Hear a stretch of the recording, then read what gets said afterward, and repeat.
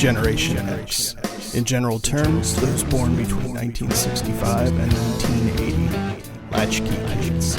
Independent. Existentialism. Modern philosophy focusing on personal experience, human ability, and responsibility in an otherwise meaningless universe. We're the cause. This is the effect. We're the Gen-X-istentialists.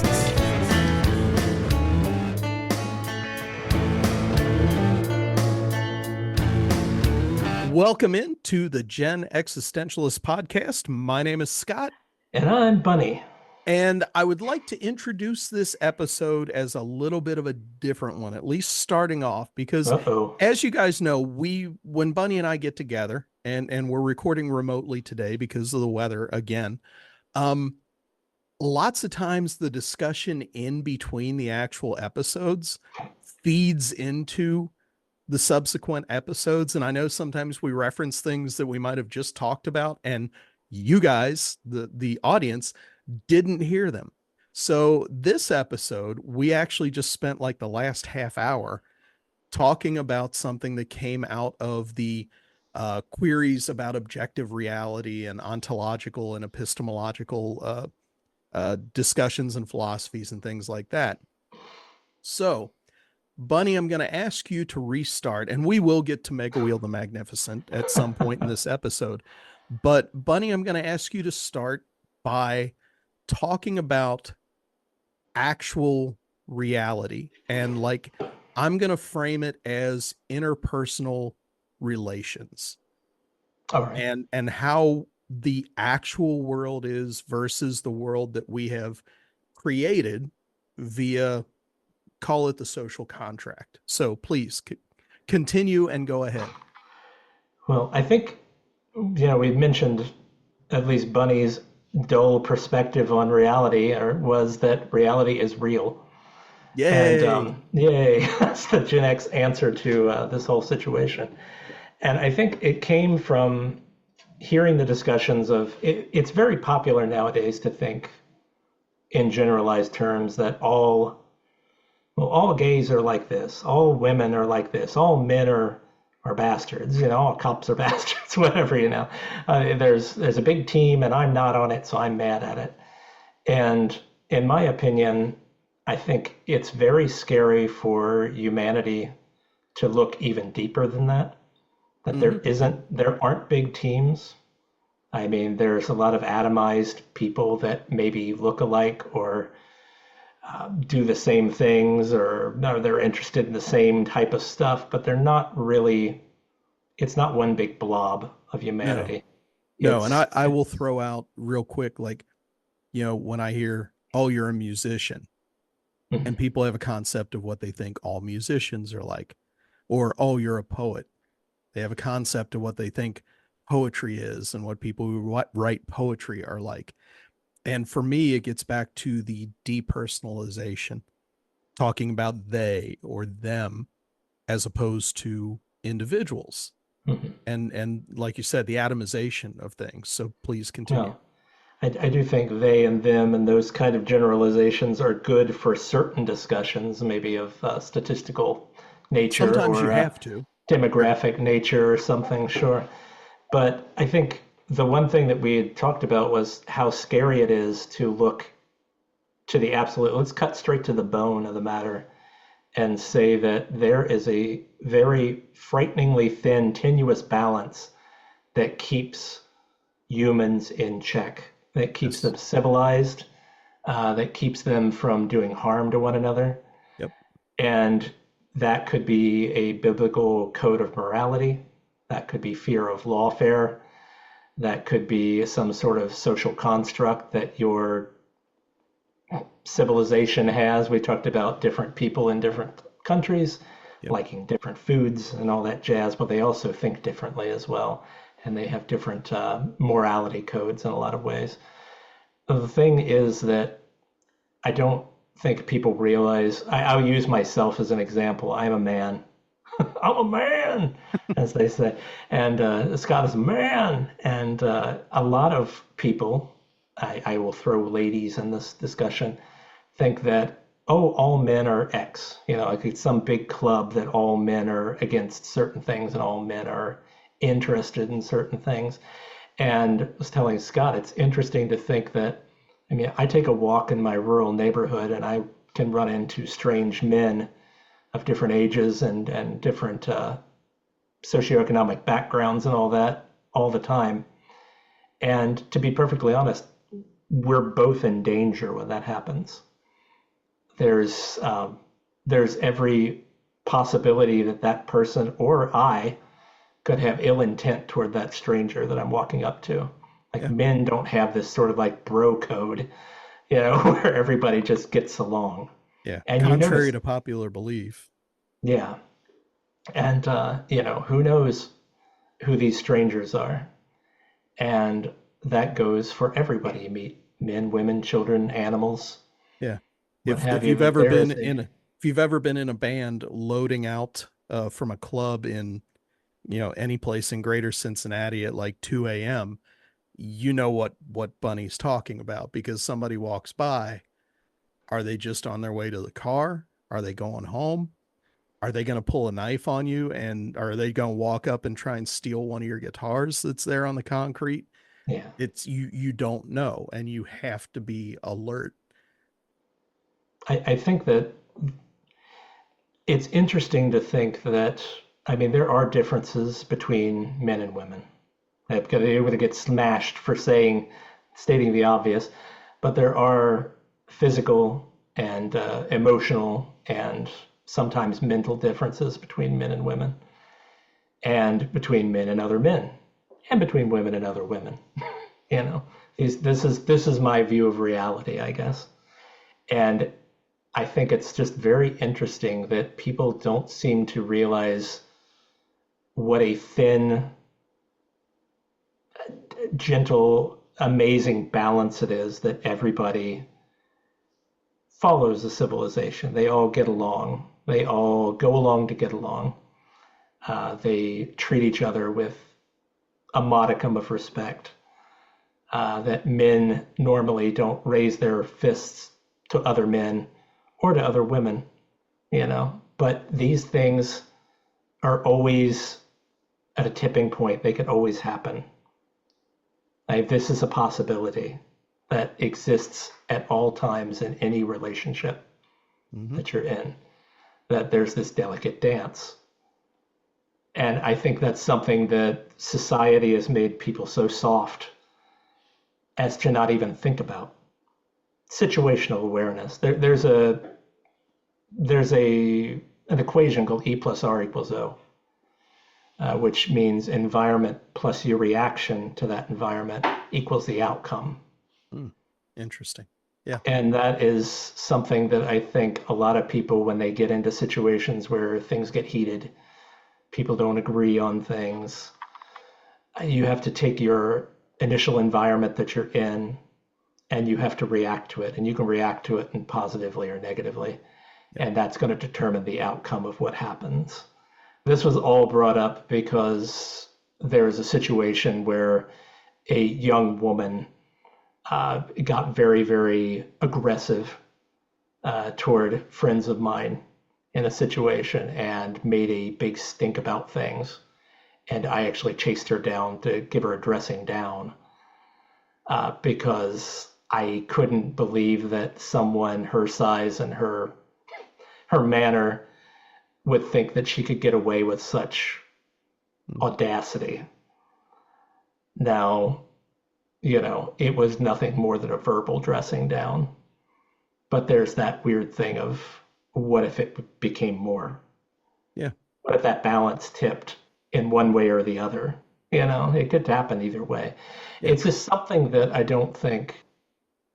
think people who act entitled and act like they can get away with acting like complete idiots because of some sort of perceived social construct, because of some perceived social contract that they can do the kind of crazy things they can do. Yeah. It'd be like me saying I can stick my head in a lion's mouth because I have a social contract with this lion that lions never beat bite down on men's heads. And at the end of the day, when the lion does bite down, you're Oh, it's a stuck with tragedy. that old Yeah. no, you're stuck with that old adage of, well, it's a lion. You put your head in its mouth. The social contract between humans is always, it's not written, Yeah. it's assumed. Yeah. It's And assumed. when you feel that you are entitled, when you feel that you are owed more than your station has as a human being, it's the whole Karen uh, situation. I want to see the manager. Mhm. Okay, talk to the manager, but don't be so offended. Don't be so emotional. Yeah. And I'm not That's sure if this comes from the TikTok society. I'll use that as a term. This idea of, well, if I record it and I make a big deal out of it, then it's me making a statement. It's me becoming a star. yeah, It's me getting away with this because I'm recording you and you care about your reputation, yeah. and I'll ruin it. This kind of this weird leverage world that we live in where people feel like they have leverage over each other because of their gender or their sexual orientation or their religion. Oh, we Yeah. can't say certain things about that person, because that'll paint you as a bad person. We're Well, all animals when it comes down to it. we're all animals, so we have those reactions, but it goes back to the equation that you stated a few minutes ago. Your reaction to the stimulus counts for a lot. Hmm. You're in a situation with some tension. Are you going to escalate or de-escalate? Are you going to try to have a positive influence or a negative influence? And that decision that people make a bunch of times every day Sure. means the world, because even for the depersonalization of saying them, that group over there, those people are always like that. I hate those people. That is just silliness, because that's a group of individuals, and no matter what they have in common, every situation you are in with any of those people is a separate situation. And I'm going to bring back up again one of my previous jobs. I worked for a regulatory agency, and I was the guy who, when I showed up at your place of employment, you didn't want me to be there. So a big part of my life was de-escalation, was taking that initial reaction when I showed up and I showed my credentials and told them why I was there. I had to talk people down. I had to bring them back down and let them know, look, I'm here because of safety. That's it. I'm not here to make your day terrible. I'm not here to come after you. I'm here to do a job, and I'm here to answer your questions. I will help you out however I can. And that's what got me through, was my ability to de-escalate. Because I worked with a couple people that weren't about de-escalation, that loved that tension. Hmm. And it was like, when I was in training at the job, going out with one of them in particular, it was a little bit hard because of the way he, like, the power trip he was Hmm. on. It was really uncomfortable, and it made it difficult. And so I from that perspective, I carry that with me a lot, like just in daily interactions now. The last thing I want to do is escalate tension. If somebody else wants it, okay, you might get what you want, but probably not. I'm more apt, if you start raising your voice and stuff, to just disconnect and walk and go the other way. Because if it's at work, I don't get paid enough to listen to somebody yell. And if it's in my personal life, I'm just not interested. Yeah. I'm just, you go ahead and keep yelling and be angry about whatever you're angry about. I got other stuff to do, man. I mean, that's the thing, though, isn't it? Is that we're lucky that you would take that road. Yeah, because not Like, everybody what's will. yeah, exactly, and Yeah. that's the weird, creepy balancing act that I think about sometimes. Is the fact Yeah. that sooner or later you're going to run into people who don't take the high road, Hmm. who don't have the social contract you have, or have torn that contract up for various reasons in their own personal life. Yeah. Or You you're know, going to catch the person that typically de-escalates, that understands that reacting in a violent way, there's no point. You're going to catch that person on the wrong day hmm and say or do the wrong thing, or lay hands on that person, and you will come to understand the difference between a pacifist and a nonviolentist. I sure. am a nonviolentist. I will never choose the path of violence unless you choose it for me. Hmm. And that was, You know, again, going back to the philosophy training. I would prefer to turn the other cheek. I would prefer nonviolence. But as soon as you choose violence, okay, yeah, it's on. it's just amazing that people will react or act a fool. Hmm.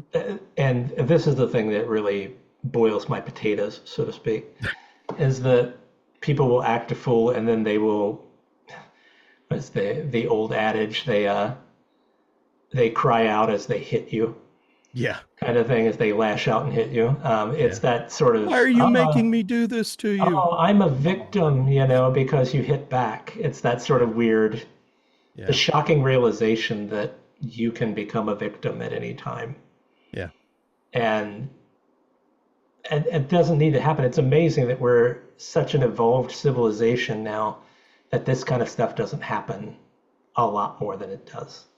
Well, but extrapolate it out and look at the number of wars and armed conflicts there are in the world.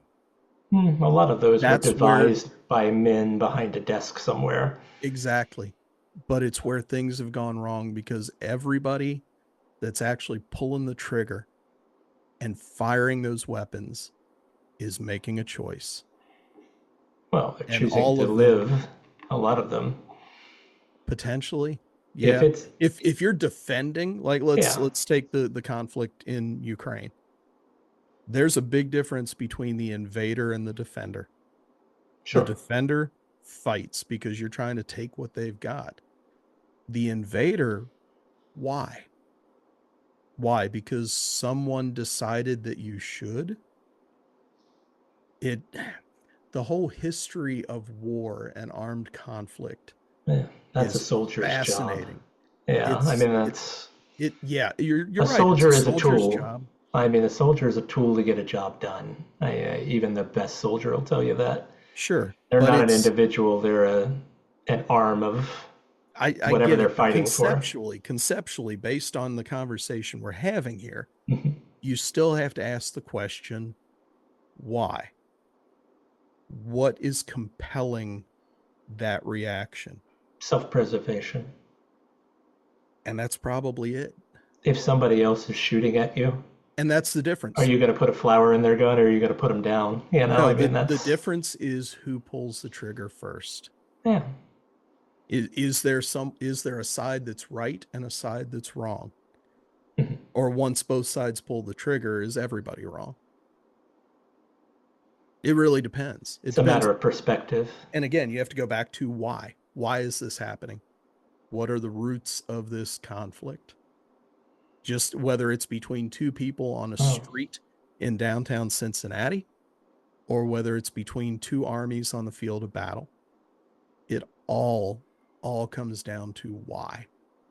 And lots of times, especially when you escalate it to the point of armed conflict, you're so deep into it that you're never going to actually know why.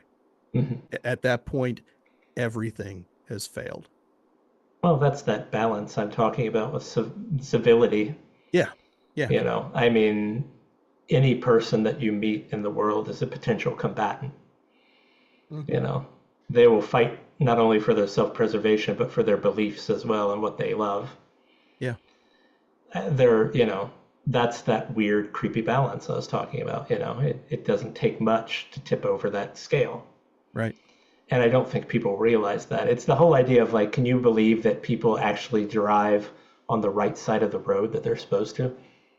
No. Why Yeah, why would I care? Why don't I just drive wherever the hell I want to drive? Because yeah. hey baby, it's me. Yeah, I can do whatever I want. It's that weird yellow line keeps people from running into each other head first. Yeah. And think about 99% of the time.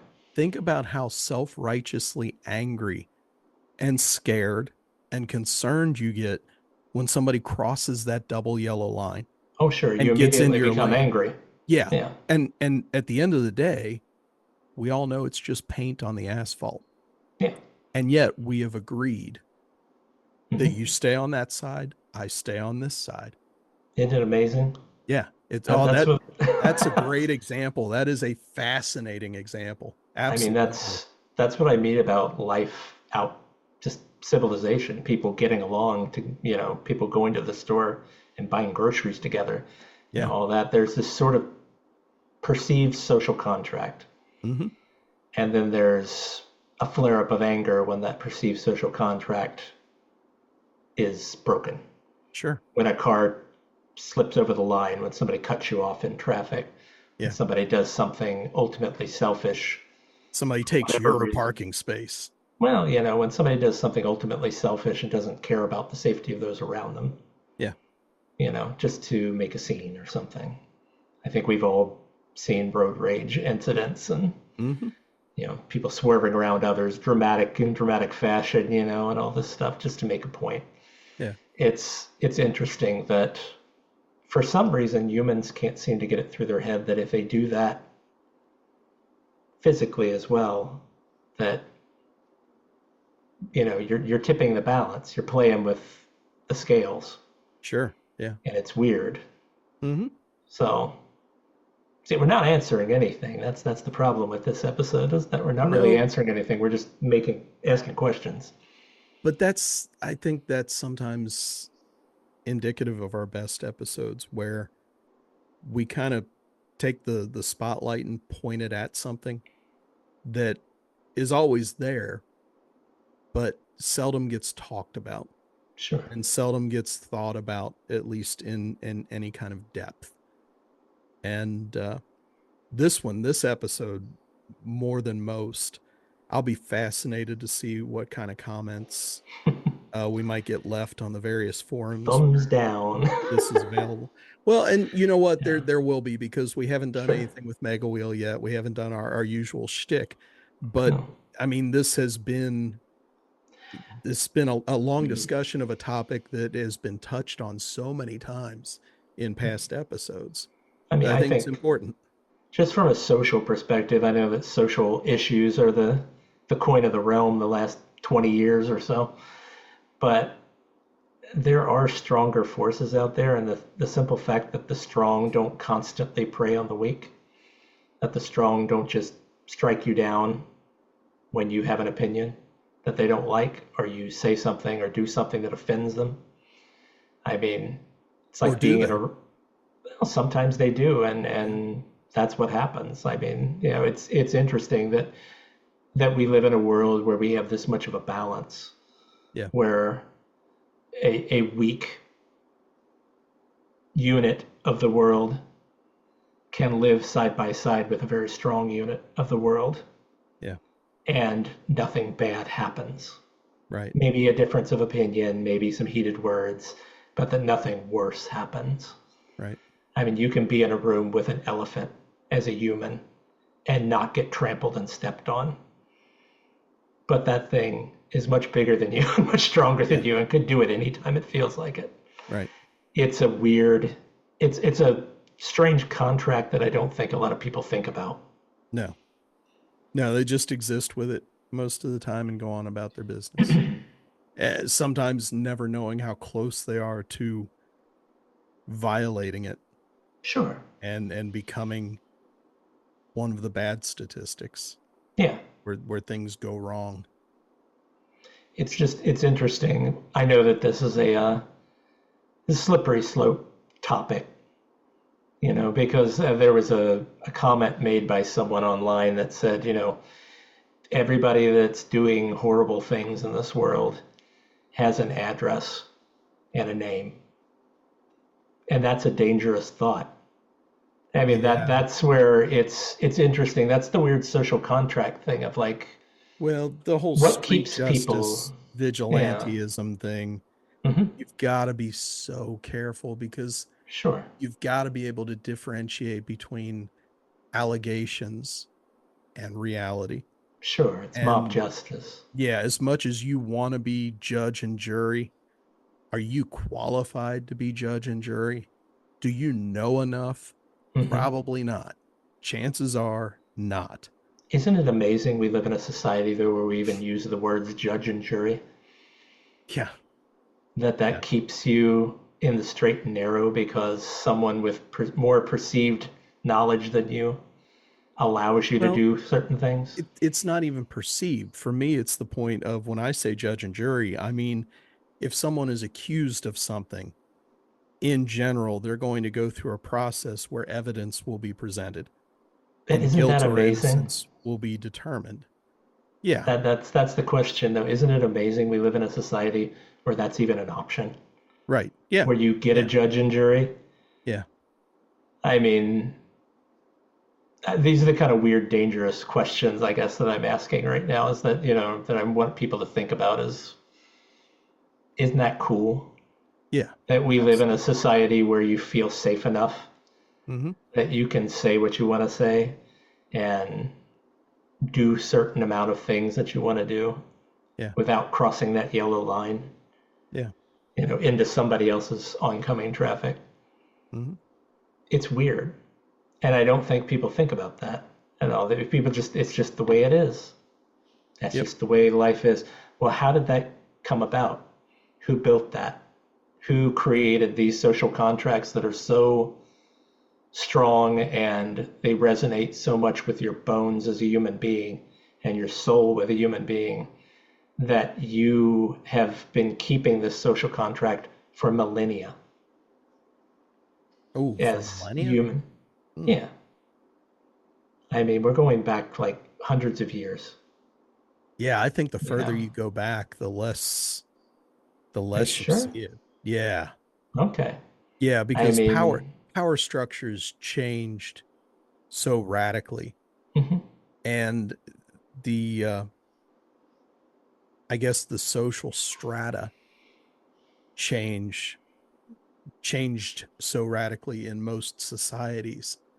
I think if we were having this discussion and centering it on the ancient Greeks or the Byzantine Empire or the Ottoman Empire, even bringing it up into the last century, the discussion changes a lot because the power structure changed a lot. But the core foundation is still there. The foundation goes back to the yellow line's still there. That's what I mean. Yeah. It's that basic structure that you build everything else off of. Yeah. But isn't it amazing that we still abide by that? And shouldn't we be thankful as humans that we can live in such a comfortable, safe society that we can do the kind of things that we do? Yeah. And not constantly be on edge and worried that, the king's men are going to ride in on their horses and strike you down and take your kids away or whatever, just because they feel like it. It's interesting. So that was a weird going off in the weeds and episode. we've kind of gone over. I'm wondering if we should spin Mega Wheel or just like leave it at that. I think we just save it for next time. Okay. How about that? We'll put Mega Wheel aside, and with that, we will bid you adieu. We are the Gen-X-istentialists. Please do leave a comment, leave a thumbs up, thumbs down is fine. Let us know your thoughts on this because this topic may come up again, depending on types of reactions that we get. Until we see you again, my name is Scott. And I'm Buddy. We'll see you next time. Have a good one.